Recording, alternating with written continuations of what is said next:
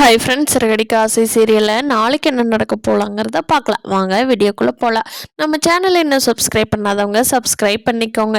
ரோஹிணியோட விஷயமெல்லாம் தெரிஞ்சுக்கிட்ட மீனாவுக்கு தான் ரொம்ப மனசு கஷ்டமாக இருக்குது. முத்துட்டு கூட சொல்கிற மறைக்கிறமே, நம்ம வீட்டில் மாமா என்னை எவ்வளோ நம்புறாரு, அவர்கிட்ட இந்த வீட்டில் இருக்கிறவங்க எல்லாத்துட்டும் இப்படி மறைக்கிறமேன்னு மீனா ஃபீல் பண்ணி எந்த வேலையும் உருப்படியாக செய்யாமல் போயிட்டாங்க.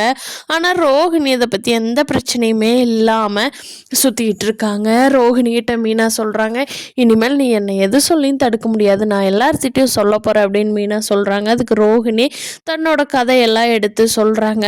ஆனால் அந்த கதையில் ரோஹிணியோட வீட்டுக்காரர் இறந்துட்டாங்க ஆக்சிடெண்ட்டில் அப்படின்னு சொல்லி மீனாட்டு சொல்லுவாங்க. ஆனால் உண்மையிலேயே அவர் இறந்துட்டாரா இல்லை ரோஹிணி எதுவும் பண்ணிட்டாங்களா அப்படிங்கிறத இனி வரப்போகிற எபிசோட்ஸில் பார்த்தோம்னா தான் தெரியும். ஆனால் மீனாவுக்கு இந்த கதையை கேட்ட உடனே மீனாவோட மனசு தான் இலகுன மனசாச்சே.